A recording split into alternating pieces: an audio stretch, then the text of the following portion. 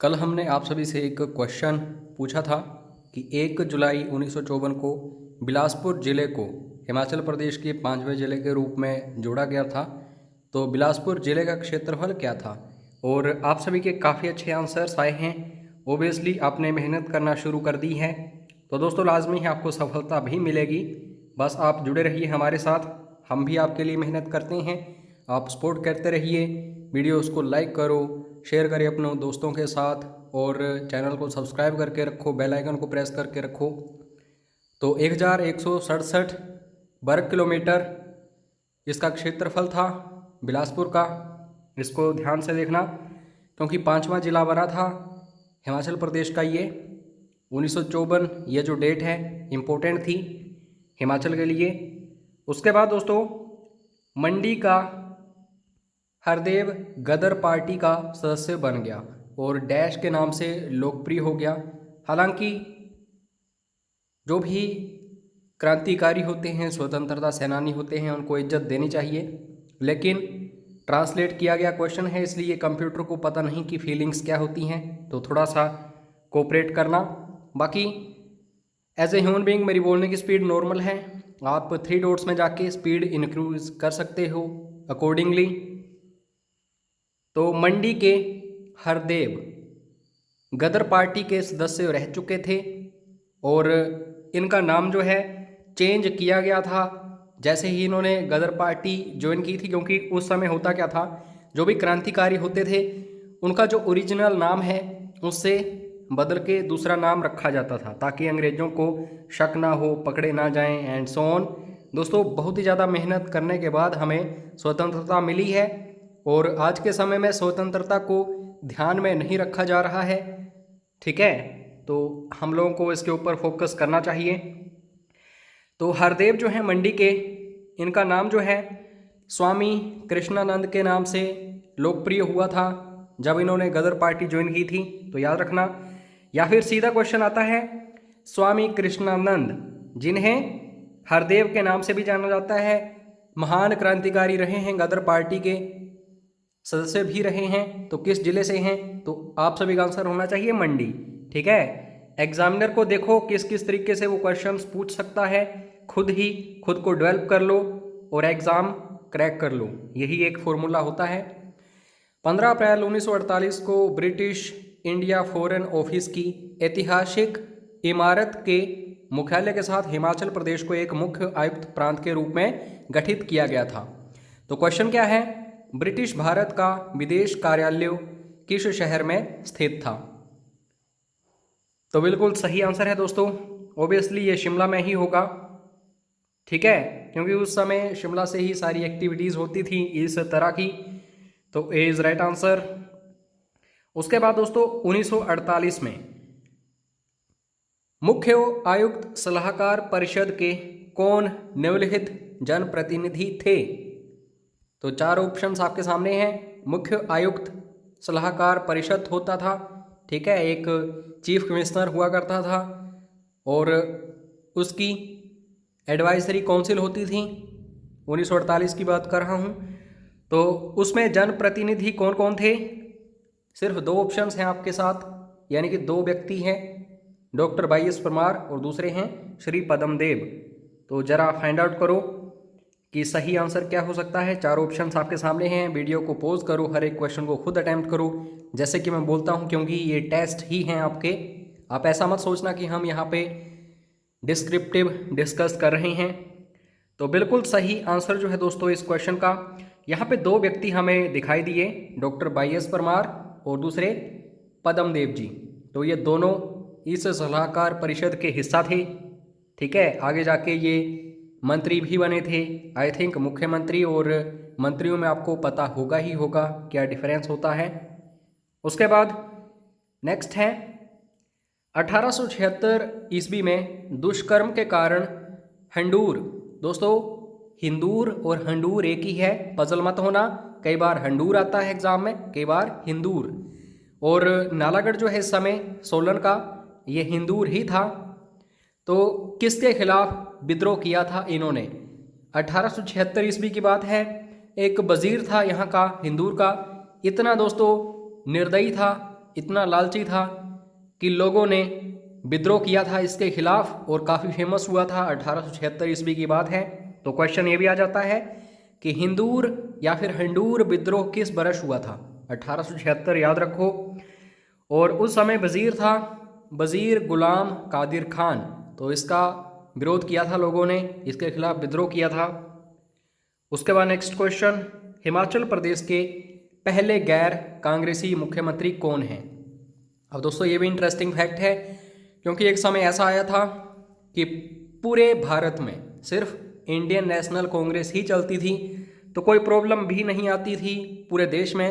लेकिन 1967 समय ऐसा आया, इंदिरा गांधी जी उस समय आप कह सकते हैं प्रधानमंत्री थी, इतनी ज़्यादा फेमस नहीं थी, तो पार्टी टूटने लगी इंडियन नेशनल कांग्रेस।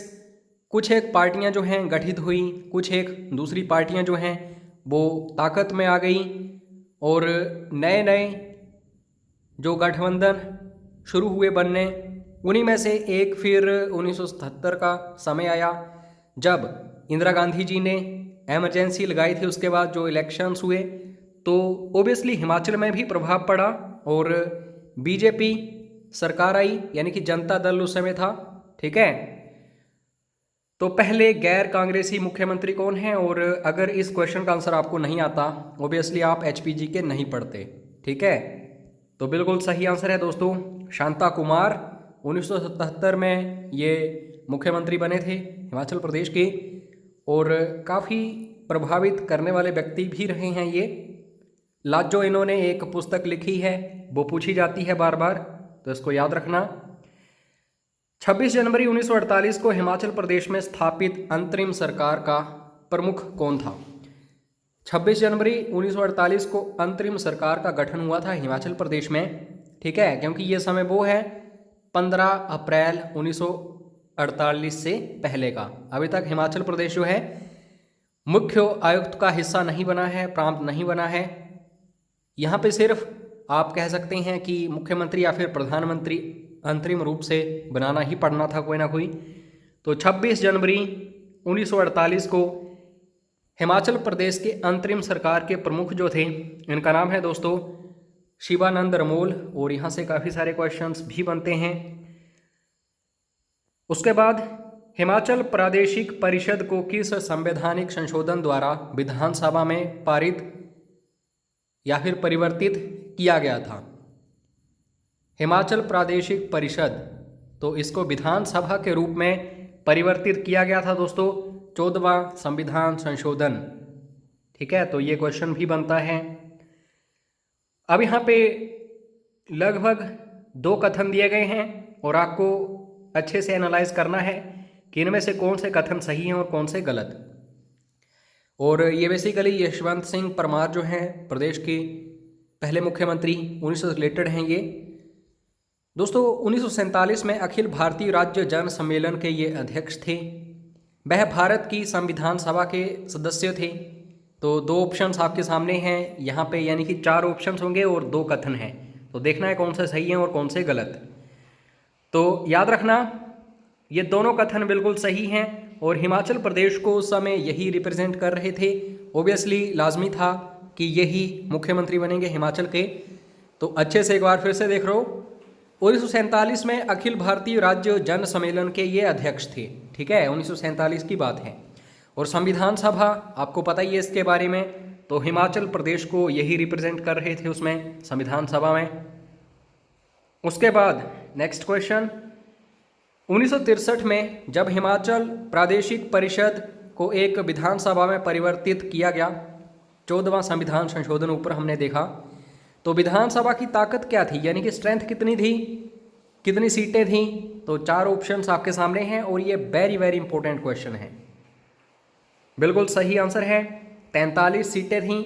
तो बड़े ध्यान से देखना कि 1948 में क्या हिसाब था, फिर 1951 में क्या हिसाब था, क्योंकि भाग सी या फिर भाग गो राज्य बना हिमाचल प्रदेश। फिर 1954 में क्या स्टेटस हो गया, क्योंकि बिलासपुर जुड़ गया। 1956 में केंद्र शासित प्रदेश बना हिमाचल, फिर क्या स्टेटस हुआ इसका। फिर उसके बाद यहाँ पे 1963 देखो विधानसभा जो है ये परिवर्तित हुई, तो इस समय 43 सीटें थीं। 1966 में कुछ एक क्षेत्र मिलाए गए पंजाब के, जैसे कांगड़ा हो गया, शिमला, तो उस समय कितनी सीटें हुई। तो ये सारी चीज़ें आपको फोकस करनी ही पड़ेंगी अगर आप सोचते हैं कि आपको एग्ज़ाम्स क्रैक करने हैं। 1921 में ब्रिटिशों द्वारा स्थायी परामर्शदात्री संस्था की स्थापना के लिए राजकुमारों को अनुमति दी थी, ठीक है, जिसे डैश के रूप में जाना जाता है। तो एक मंडल एस्टेब्लिश हुआ था, जो भी राजकुमार थे या फिर प्रिंसेस थे, ठीक है। तो 1921 की बात है, ये याद रखना। सीधा क्वेश्चन आता है, क्या क्वेश्चन आता है, इस क्वेश्चन का आंसर जान लो पहले। इसको बोला जाता था नरेंद्र मंडल, प्रिंसेस का ये चैम्बर हुआ करता था। और क्वेश्चन क्या आता है कि नरेंद्र मंडल जो है इसकी गठन या फिर इसकी स्थापना कब हुई थी, तो 1921, ये मोस्ट इंपॉर्टेंट है, ठीक है। उसके बाद निम्नलिखित में से कौन मुख्य आयुक्त और हिमाचल प्रदेश के उपराज्यपाल भी थे। मुख्य आयुक्त मतलब 1948 के बाद का समय, और उपराज्यपाल मतलब 1951 के बाद का समय, ठीक है। तो बिल्कुल सही आंसर है दोस्तों। ये जो भगवान सहाय हैं ये मुख्य आयुक्त भी रहे हैं और साथ में उपराज्यपाल भी रहे हैं हिमाचल प्रदेश के। द्वितीय विश्व युद्ध के दौरान किस रियासत में भाई दोना पाई के रूप में जाना जाने वाला असहयोग आंदोलन शुरू किया गया था। इसमें था क्या, भाई दोना पाई, यानी कि जो भी अंग्रेज हैं उन्हें बिल्कुल भी सहयोग नहीं करना है, उन्हें एक पाई भी नहीं देनी है, ठीक है। और द्वितीय विश्व युद्ध के दौरान यानी कि 1939 से लेकर के 45 के बीच में, और याद करना 1942 के आसपास क्या देखने को मिला था हमें, क्विट इंडिया मूवमेंट, तो इससे भी कहीं ना कहीं ये प्रभावित था। और बेसिकली सिरमौर में ये चीज़ हमें देखने को मिली थी, ठीक है, पझोता आंदोलन टाइप, भाई दोना पाई, ठीक है, क्योंकि सिरमौर जो है काफ़ी फेमस था उस समय। ये सारी गतिविधियों के लिए डॉक्टर वाई एस परमार जी यहीं से थे। उसके बाद चौधरी शेर जंग वगैरह, तो ऐसी घटनाएं या फिर ऐसी चीज़ें देखने को मिलती थी। तो आशा करता हूँ आपको ऐसे क्वेश्चंस पसंद आ रहे होंगे। वीडियो को लाइक ज़रूर करना। और काफ़ी सारे आप सभी के मैसेजेस भी आते हैं कि सर HPGK का क्रैश कोर्स क्या अवेलेबल है।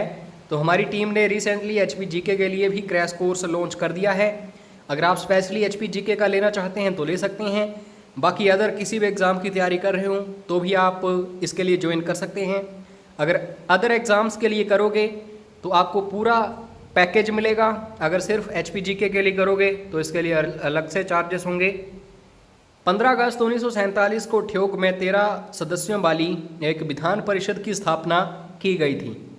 प्रधानमंत्री कौन था, तो ठियोग। अब 2-3 क्वेश्चंस तो इसी क्वेश्चन में ही बन गए कि ठियोग में 13 सदस्यों वाली एक विधान परिषद की स्थापना कब हुई थी, तो 1947 या फिर 15 अगस्त भी याद रख लो, आसान है डेट याद रखना। अब दूसरा क्वेश्चन बनेगा 15 अगस्त 1947 को ठियोग में कितने सदस्यों की एक विधान परिषद की स्थापना की गई थी, तो 13।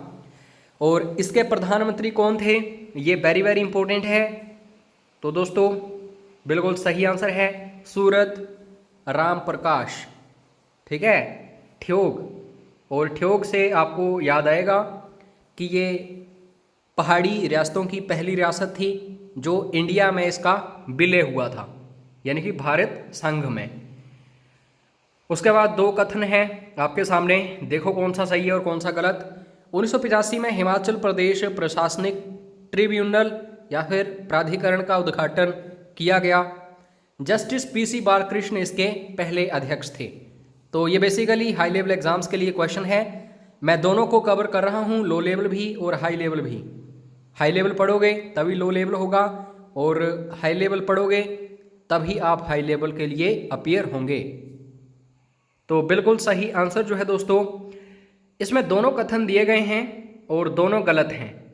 सबसे पहले तो यहाँ पे देखो 1985 में हिमाचल प्रदेश प्रशासनिक ट्रिब्यूनल जो है इसका उद्घाटन हुआ था, गलत है दोस्तों। इसका 1986 में उद्घाटन हुआ था। और उसके बाद यहाँ पे दिया गया है कि जस्टिस पीसी बालकृष्ण इसके पहले अध्यक्ष थे। ये जो एचपी एडमिनिस्ट्रेटिव ट्रिब्यूनल था, नहीं, इसके जो अध्यक्ष थे जस्टिस हीरा सिंह ठाकुर। तो ये दोनों चीज़ें वेरी वेरी इंपॉर्टेंट हैं। 2 क्वेश्चन तो बन ही जाते हैं इस एक क्वेश्चन से रिलेटेड ही, अच्छे से देखने हैं। और यहाँ पे एक क्वेश्चन दे रहा हूँ आपको, इसको आप जरूर सोल्व करना, कमेंट बॉक्स में आंसर्स करना। 1994 में हिमाचल प्रदेश सरकार के, यानी कि हिमाचल प्रदेश सरकार ने विधि आयोग का गठन किया था। तो इसके अध्यक्ष कौन थे? 4 ऑप्शंस आपके सामने हैं। डेट याद रखना जरूर, इंपॉर्टेंट है। हिमाचल प्रदेश सरकार ने विधि आयोग का गठन कब किया था? 1994 में। तो बाकी व्हाट्सएप करके आप पेड क्रैश कोर्सेज की डिटेल ले सकते हैं। कोई भी फीडबैक हो व्हाट्सएप जरूर करना। वीडियो को लाइक करने के लिए धन्यवाद। जय हिंद, जय हिमाचल।